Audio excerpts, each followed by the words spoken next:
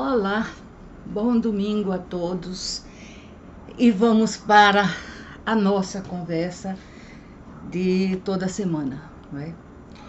Sobre o que conversaremos? Sobre livros, naturalmente, porque existem assuntos nos quais eu não me envolvo ou pelo menos não gosto de me envolver e só relutantemente me envolvo, tais como política, religião, futebol, gênero, etc, etc. Não discuto essas coisas, gosto de conversar sobre essas coisas, mas não com todo mundo, porque respeito as diferenças, respeito as opiniões diferentes. Mas eu estou procurando meus óculos. Um momento. Tinha colocado aqui, mas botei em outro canto. Sem meus óculos não existo. Aliás, ele é como que um apêndice de mim mesma. Bom, hoje eu trouxe, como sempre, alguns livros para vocês. Mas antes de começarmos, lá vem aquela lenga-lenga, dê seu clique, se inscreva no canal. Sim, porque na medida em que a página cresce, há um estímulo e nós crescemos juntos, tentando dar sempre o melhor. Não porque o número menor de pessoas invalide nossas tentativas, absolutamente. Estaremos sempre juntas fazendo aquilo que devemos, falar em livros. Bom, hoje eu trouxe um clássico. Essa semana eu estava lendo um livro espetacular de Vladimir Nabokov, chamado Lições de Literatura Russa. E nessas lições de literatura russa, ele fala muito sobre Madame Bovary.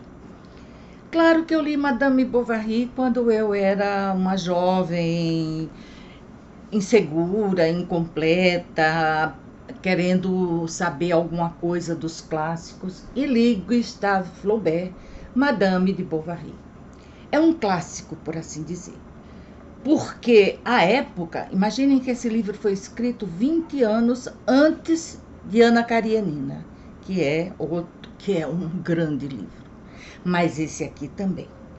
Esse aqui nos mostra uma moça simples do interior da França que casa com um médico e começa a viver a sua vidinha burguesa, aquela vidinha sem graça, onde ela vai esgotando as formas de divertimento, de estimulação, etc., até que ela cai em um caso de adultério e suas consequências. Porque nós não podemos cometer erros, e o adultério é um erro, sem desculpa, apaixonou-se, não apaixonou-se, foi uma ocasião. Não importa como, o adultério é uma traição e toda traição é um erro.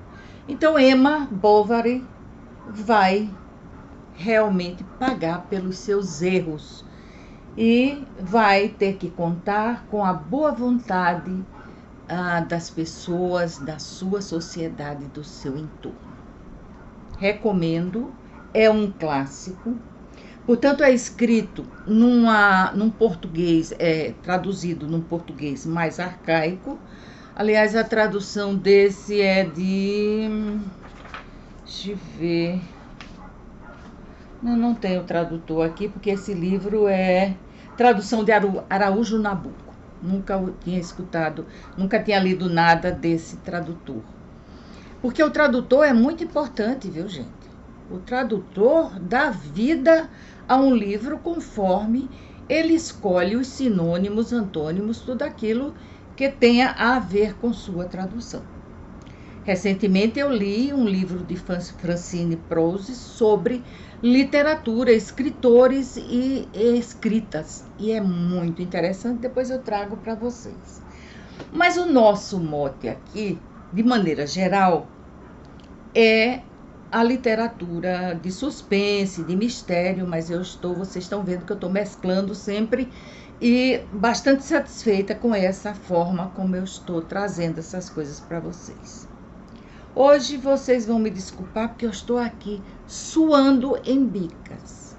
Recife tem um apelido muito interessante, vem em inglês, mas serve, chama-se Hellcife, Inferno Recife, de calor. E hoje está especialmente quente. E eu estou me debulhando aqui, embora o ar-condicionado esteja ligado, etc, etc. Mas não importa, Recife não perdoa. Assim como não perdoa a maravilha que é esse livrinho aqui. Richard Osman subitamente criou um clube do crime das quintas-feiras. A ideia dele foi muitíssimo bem bolada. Ele imaginou um condomínio de idosos, mas idosos ainda com movimentação, ainda com autossuficiência, etc. E nesse condomínio, ele criou o Clube do Crime das Quintas-Feiras, que reúne 5 ou 6, aliás, é Joyce, Ibrahim, Ron e Elizabeth, 4 velhinhos levados da breca, mas eles são ótimos. Então o livro é divertidíssimo, porque eles tentam elucidar um assassinato surpreendente que vai acontecer no condomínio. E eles são os tipos dos detetives improváveis. A mais esperta é Elizabeth, porque ela foi espiã e agora está aposentada, etc. Mas Joyce é divertidíssima, é uma velhota muito atrapalhada e que está sempre fora do tempo. Ron e Ibrahim são os 2 cérebros masculinos do grupo. Divertido? Sim. E ele já lançou o segundo livro e eu estou ansiosa esperando o terceiro. O segundo livro desse grupo aqui, desse clube, eu trago na próxima semana, se eu me lembrar, tá ok? Então, Clube do Crime das Quintas-Feiras. Eu hoje estou feliz de estar aqui com vocês. E feliz também porque eu andei navegando pelo YouTube e eu vi tanta coisa assustadora. Eu observei pessoas jovens, brilhantes, inteligentes, mas em batalhas fundamentalistas, abrindo espaço para emplacar suas ideias, e suas ideias são extremistas, ideias que conjugam a crença em Deus com política de extrema-direita, e não é por ser extrema-direita, porque se fosse extrema-esquerda eu estaria aqui falando do mesmo jeito, mas eu fiquei preocupada.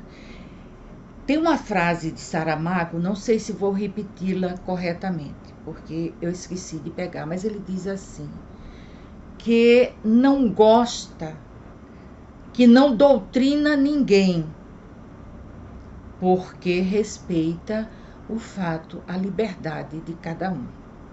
Eu também não suporto doutrinação, nem desse lado, nem desse, nem desse, nem do centro. Não suporto. Eu acho que devemos ser livres para pensar o que quisermos, colocando acima do nosso pensar o respeito pelas ideias alheias. Mas isso talvez seja fruto da minha idade avançada, não é? 79 anos em véspera de completar 80, não é mole, é muita idade, já vi muita coisa. Mas fiquei preocupada, eu disse, meu Deus, jovens tão lindas, a que eu assisti mesmo é uma bonequinha de linda. carismática, inteligente, bem articulada, mas o cerne das ideias totalmente contaminado pelo extremismo. Então a gente precisa ter muito cuidado com aquilo que a gente escuta para não se submeter a uma lavagem cerebral sem nem nos darmos conta. Muito bem. E vamos lá que a nossa conversa é crime, suspense, mistério. E eu vou tomar um gole d'água porque está quente demais hoje. Obrigada pela paciência com essa velhota. Eu adoro me chamar de velhota. E adoro muito mais quando vocês dizem, não, a senhora não é tão velhinha assim. Eu estou brincalhona hoje. Mas eu trouxe para vocês um livro que é ficção, naturalmente, mas baseado num fato histórico. Deixa eu ver quanto é que foi que... Em 1909, Sigmund Freud fez uma viagem aos Estados Unidos. E esse escritor, Gerd Rubenfeld, criou uma ficção chamada A Interpretação do Assassinato. Segundo a ficção dele, uma jovem da alta sociedade é estrangulada até a morte no dia seguinte à chegada de Freud nos Estados Unidos. Ele tinha ido para divulgar a psicanálise, para divulgar os seus livros, também, evidentemente, para vendê-los, etc, etc. E o escritor aproveitou porque no outro dia outra garota é atacada, então eles vão a Freud para Freud fazer uma interpretação e uma análise do perfil do criminoso e assim dando início, por assim dizer, à criação de perfis de criminosos. O livro é interessantíssimo, vale a pena a leitura. Ele aproveita o fato da presença de Freud e conta-nos vários fatos sobre o próprio Freud e, claro, é ficcional, então você não pode ler como se fosse uma biografia. É uma ficção, mas uma ficção muito bem bolada. A interpretação do assassinato da Companhia das Letras, a tradução de Paulo Schiller, que é um tradutor muito bom. Já li outras traduções dele e realmente é um senhor tradutor. E aí eu fiquei pensando, o que será que eu levo para eles hoje? Eu tinha 3 escolhas na cabeça: Borges, Lia Luft, tão esquecida e tão maravilhosa, e Anne Arnaud, que está no centro da mídia atualmente, porque ela ganhou o Prêmio Nobel de Literatura.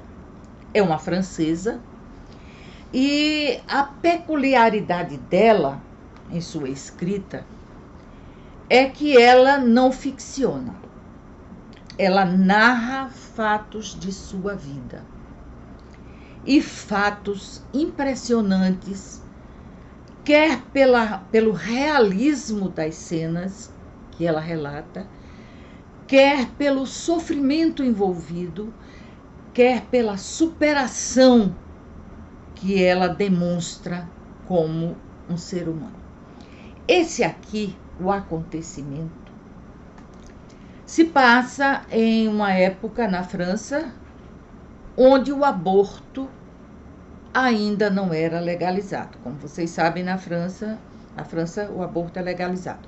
Não entro no mérito da discussão se é legal, ilegal, a vida é preciosa.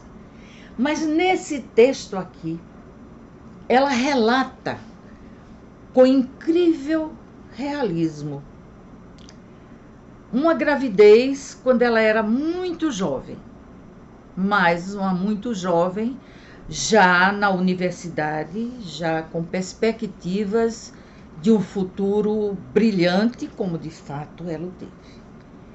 E como a gravidez havia sido um fato sem programação, um encontro, um breve momento com um rapaz, ela se descuidou e engravida e recusa a gravidez. E o périplo dela em busca da solução final para pôr termo à gravidez. É impressionante, é chocante, é interessante, é absorvente e é muito bom. Não o fato do abortamento, a narrativa dela em torno desse assunto delicado que tem nos mantido sempre divididos, porque as pessoas são políticas, elas se dividem por qualquer coisa, tomam lado disso, lado daquilo, enfim, e não param para julgar caso a caso. Então eu trouxe Anne Arnaud, O Acontecimento, é um livrinho de 74 páginas apenas, você lê de uma sentada só, mas é extremamente interessante. E hoje eu vou dar colher de chá a vocês. Já que eu trouxe Lia Luft, vocês lembram da Lia? 5 livros hoje, hein? Me aguardem que eu vou aumentar e aumentar até esgotar essa biblioteca antes de me retirar de cena. Eu adoro Lia Luft. Uma escritora brasileira de uma sensibilidade ímpar. Tradutora juramentada, ela falava várias línguas e traduzia essas línguas, principalmente o alemão. E nesse livro aqui, Múltipla Escolha, ela vai nos dizer, por exemplo, que viver é subir uma escada rolante pelo lado que desce. Ou seja, que viver é um esforço contínuo contra aquilo que vem até nós. Esse nosso esforço pode redundar em vitória, se nós conseguirmos subir essa escada ao contrário, e é também dos nossos fracassos, quando desistimos e vamos rolando até embaixo, sem perseverarmos numa subida tão áspera, tão agreste. Mas é também, e eu marquei aqui porque eu sou fã irredutível de Antônio Fagundes. E aqui tem um poema que na minha imaginação eu dediquei ao Fagundes. Ele não sabe nem que eu existo, mas eu dedico a poesia de Lia Luft para eles. Vocês me permitem ler essa poesia? Eu não declamo muito bem, mas eu vou fazer uma leitura assim razoável para vocês. O cenário é uma casa, cabana ou castelo. Alguns manequins de plástico são os atores. Soldados, reis, servos e alguém que já morreu. Portas abrem ou fecham num longo corredor para eu inventar objetos e falas. Porque teatro é mentira. Posso mudar tudo. Criar árvores no mar, pássaros e trilhas que se entrecruzam incomunicáveis. Mas, por cima como estrelas, eu vou botar palavras. Obrigada a vocês pela paciência em me escutar, pelo retorno que vocês me estão dando em comentários adoráveis, pelo esforço que eu sei que é e a paciência de assistir alguém falando sobre livros e principalmente alguém já da minha idade. Eu não tenho certeza, mas me parece que eu sou uma das mais velhas no YouTube e no Instagram. E aproveito agora para convidar vocês a visitarem a minha página no Instagram, onde eu brinco muito, porque eu sou uma pessoa muito bem-humorada, muito brincalhona. Então, no Instagram eu sou Amor aos Livros, Vera Coim. Por hoje é só. Bom domingo e sejam felizes. Tchau.